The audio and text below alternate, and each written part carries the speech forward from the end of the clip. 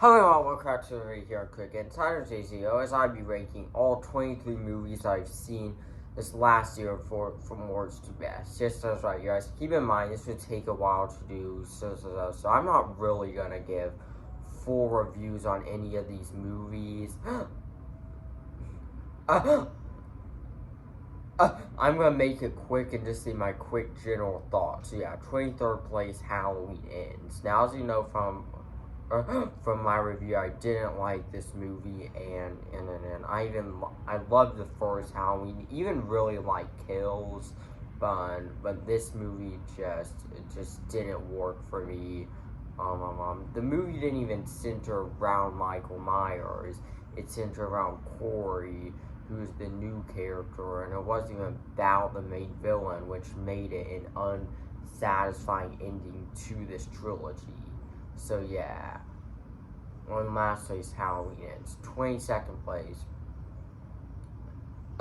Thor: Love and Thunder. Now I give this movie a somewhat positive review on my channel because I am way too nice about Marvel movies when they first come out. But now Phase 4 is over, I've thought about this one some more. This is just not a great movie. It's not a terrible movie. Look, it's got good in it. It's got a good ending and story. It's got a good ending and stuff. But for the most part, this movie just felt flat. Ragnarok had a lot of humor, but did have a lot of emotion as well. This movie, the humor just got in the way of the movie.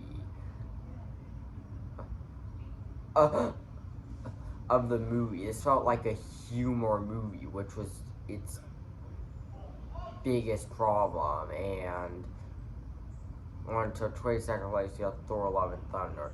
21st place, this is gonna be unpopular, but we have The Black Phone. Now, no. This movie did have a lot of hype when it first came out, but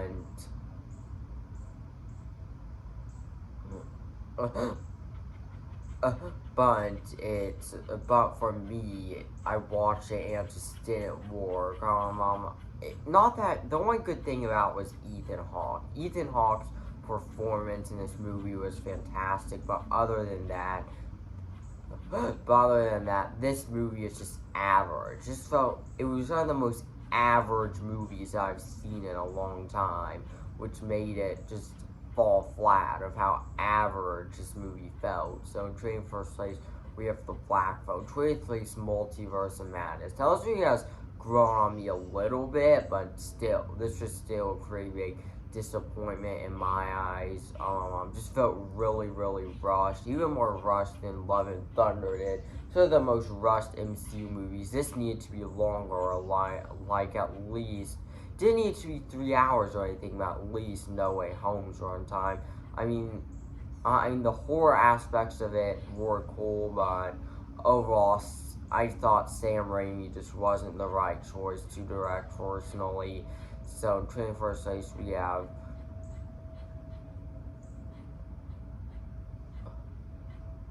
Multiverse of Madness. And yeah, 20th place, I forgot why I was going to put out 20th. So, 19th place, we have The Unbearable Weight of Massive Talent. Now, a lot of you really did like this movie, which is understandable, but Horse, I was a huge fan. Now, the concept was cool, the way it's executed, I mean, the humor was the biggest flaw. The humor just didn't work. It's a buddy comedy, but the humor just fell flat for me.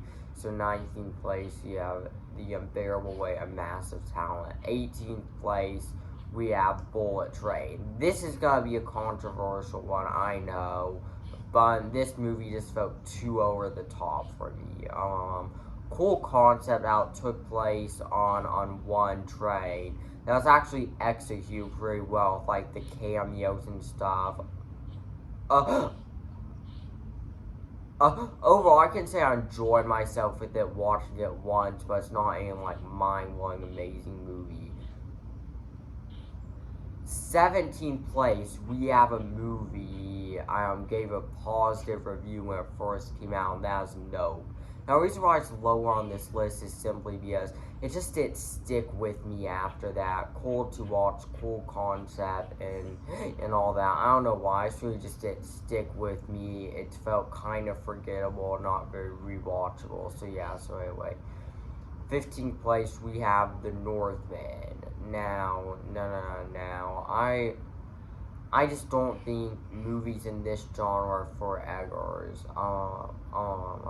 Great cinematography, great score and all, but I just think he should stick to horror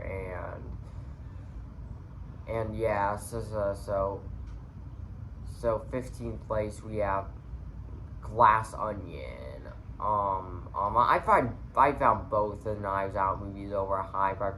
I like the first one a lot better though, just because of its direction. This movie was fun, but it's nowhere near an Oscar movie. And Toy Story, the twist and the killer and stuff were kind of predictable, to be honest with you guys. So yeah, some. Next up, we have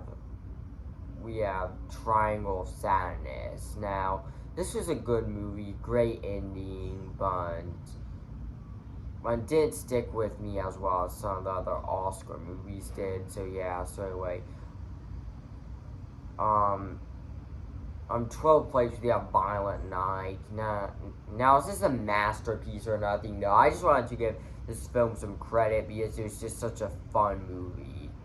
I typically like more serious, more artsy movies, but every now and again, a fun movie like this, a fun, ridiculous, over-the-top movie like this is fun to watch, and this is one of those. This is like a Christmas version of John Wick, and with more humor, and if you like action comedies, you're definitely gonna dig this one. 11th place, we have Avatar: The Way of Water. Now. A lot of you really love this movie.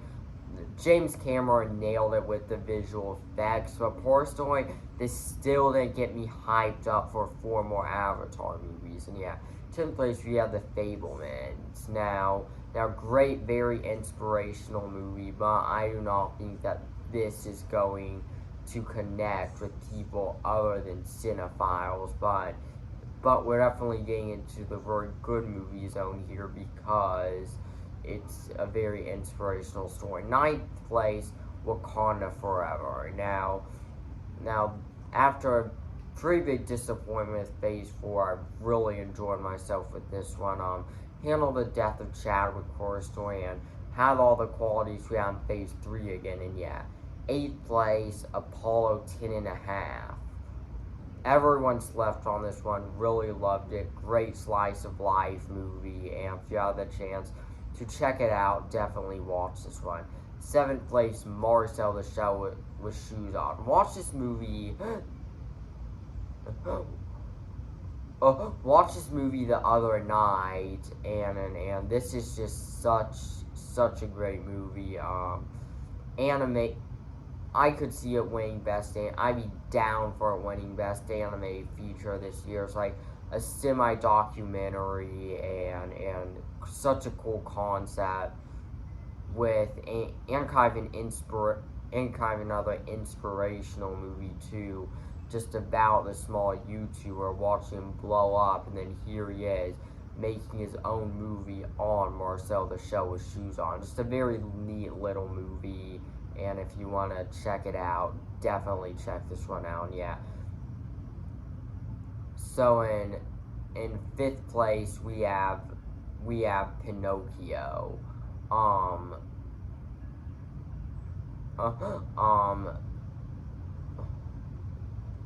The animation in this movie is stunning. We shot more stop motion for sure. Not Del Toro's very, very best, but it's up there for sure. Truly put all his work and heart into this movie, which is what makes it one of the best of the year. 4th place, The Batman. I find it's a little overhyped, but it's still a phenomenal movie. The cinematography, the score, just everything is truly stunning in this movie, and so doesn't feel like your average comic book movie. This is one of the best Batman movies. Third place, we have, this is going to come as a shocker to tell you guys, so we have Barbarian. I decided to pop this on one night.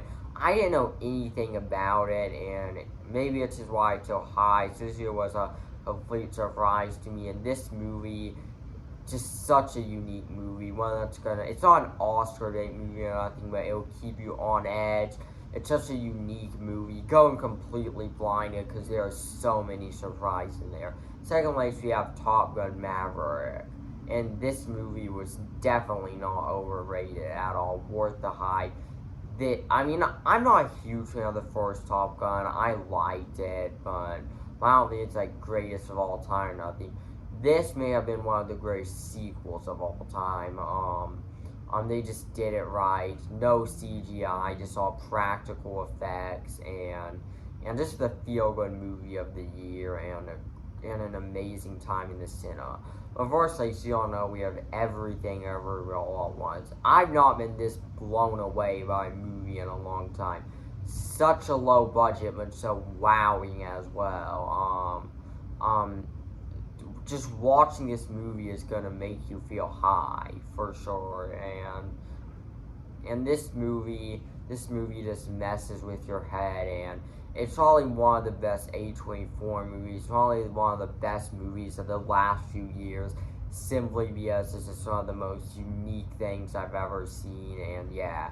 So anyway, thanks for watching, make sure to like and subscribe. I'll see you in the next video.